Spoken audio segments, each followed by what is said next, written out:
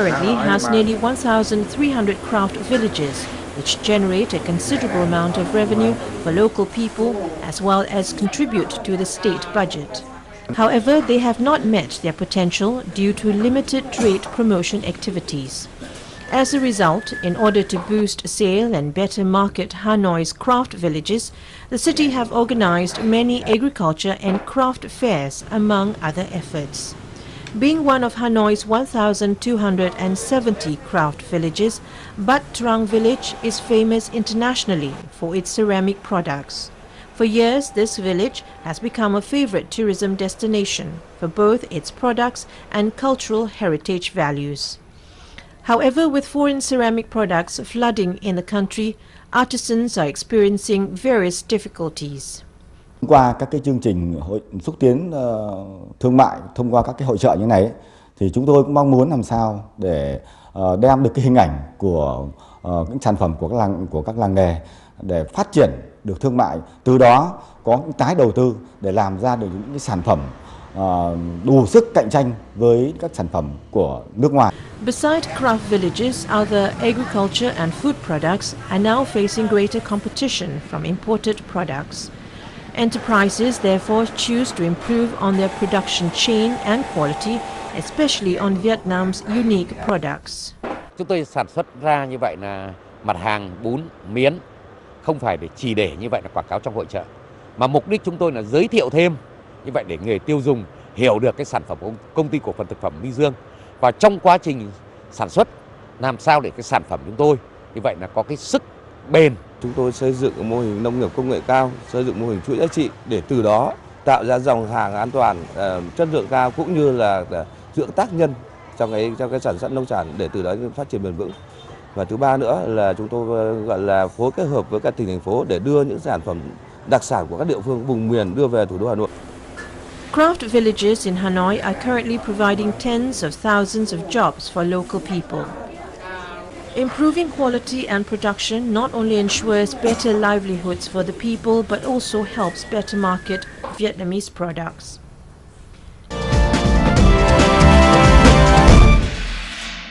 36 couples joined the traditional elephant's back wedding ceremony as part of the Valentine's Day celebration in Surin province. 26 Thai couples and 10 foreign couples, including those from Switzerland, Britain, Belgium, Norway and Israel, took part in the ancient ceremony, which has been carried on by the Gui tribal group of Surin. The sacred ceremony started with the Brahman tying white threads on the wrists of the brides and grooms as a symbol of good luck and happiness for their marriage. Then they gave food to the elephants before riding on them around the center amidst visitors, friends and families. District officials undertook the wedding registration for them on the elephant's back. Organized at the Elephant Village in Ta Tum District, Surin Province, the ceremony was sponsored by Surin Province, related district agencies and the Tourism Authority of Thailand. It is aimed to conserve the traditional cultures, promote local tourism and good values in the young couples.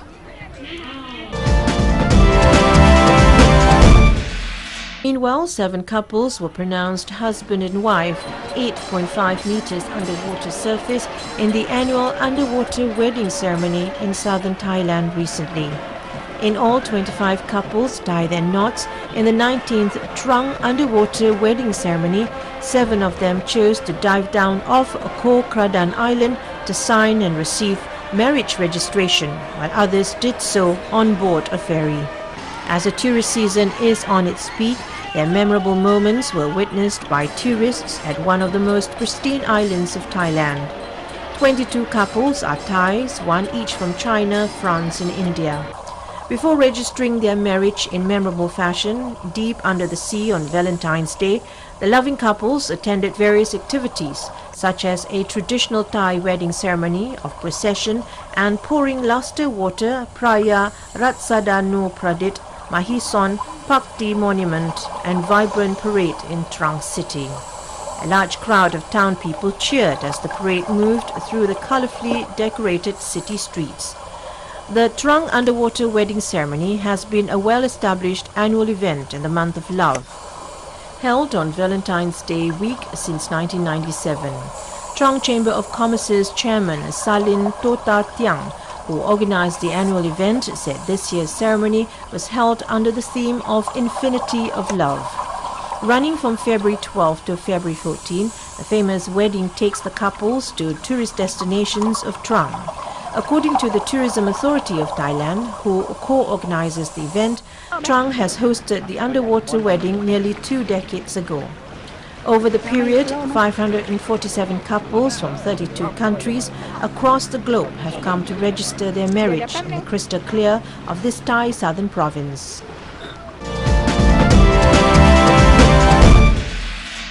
Singapore is now home to a new centre set up by Microsoft that helps fight cybercrime in the region.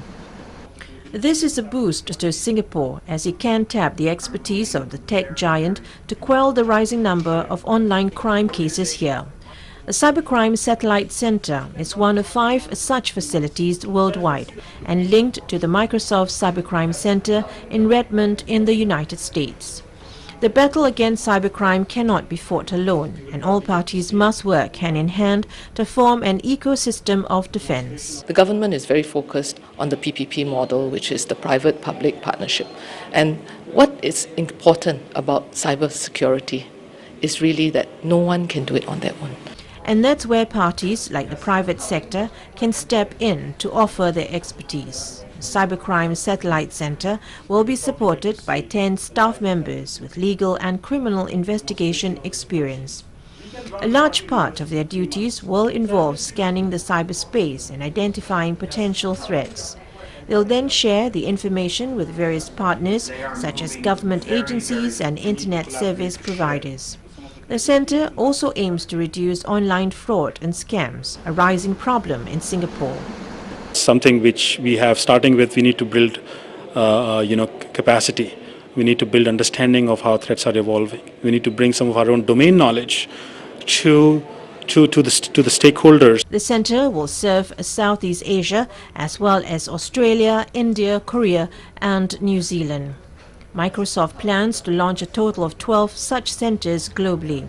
So far, centres have been launched in Singapore, Japan, China, Germany and the United States.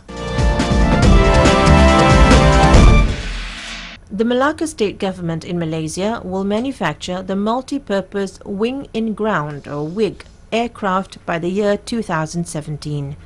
The low-altitude cruising crafts, also known as flying ships, can cruise little more than a few feet over flat surfaces, most often over water. The ground effect vehicle is a transition between a hovercraft and an aircraft and can be used for search and rescue operations in the ocean. Chief Minister Idris Harun launched the trial run of the aircraft called Jebat M727 recently. Idris said the manufacture of the aircraft using South Korean technology would lure more investors to the historical site. He noted the WIG vehicle can also be used for tourism purposes. The aircraft, built by Aeron Renani Private Limited, is capable of flying at a height of 150 meters and can travel as far as 800 kilometers. Measuring 2.95 meters high and 12 meters wide, it weighs 1,200 kilometers and has the capacity of 4 occupants. Aeron Renani President Noor Azurai Ahmad said the company has received orders for more than 100 units of the aircraft from several countries. Sini saya terangkan sekali lagi, kita komplement di antara kapal terbang dan kapal laut. Inilah fungsi kapal kita Jebat 727. Dari segi proses development kita akan come out evolusi dengan 8 seater, kita panggil insya-Allah 787. Kita punya evolution dan so on ke 20-30 seater bertempat di R&D kita, bertempat di Melaka.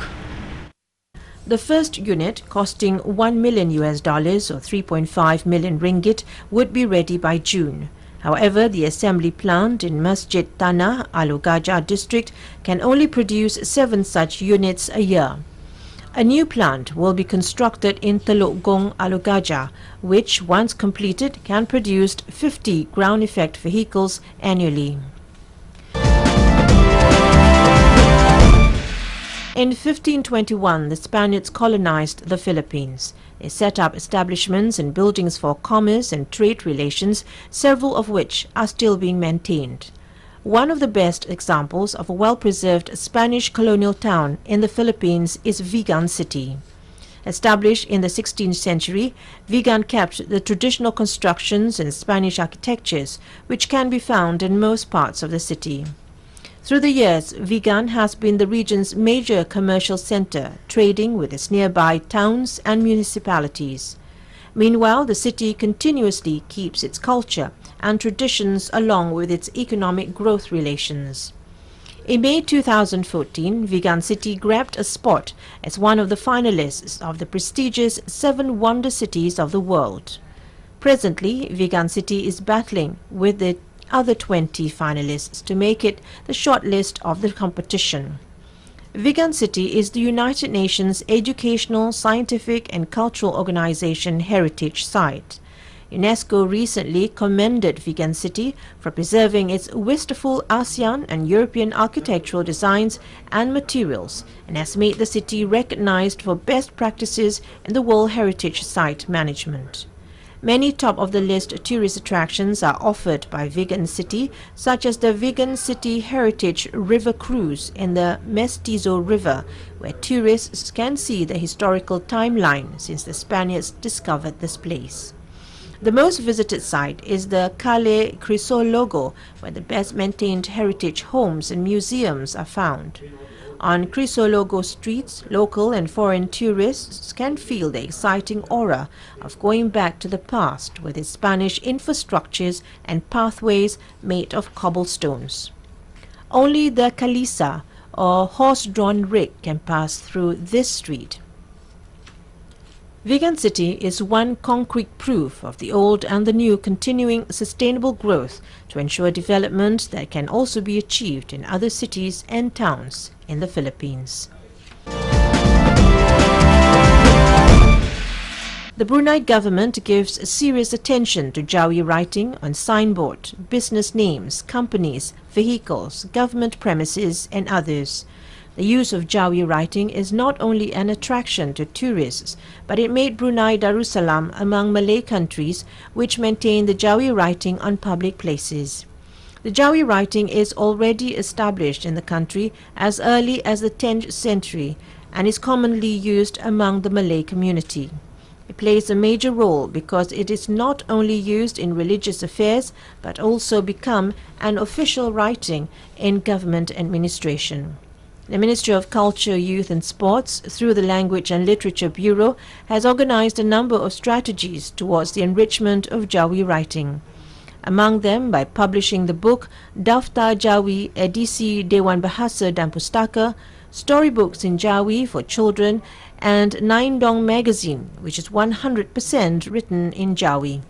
The Language and Literature Bureau is also actively coordinating the spelling in Jawi by organizing a Jawi calligraphy workshop at Jawi writing contests. In conjunction with 2015's Language Month, the Language and Literature Bureau plans to give appreciation to ministries, government departments and private companies who have adhered to the conditions and regulations of the use of Jawi writing together with Roman writing on their premises.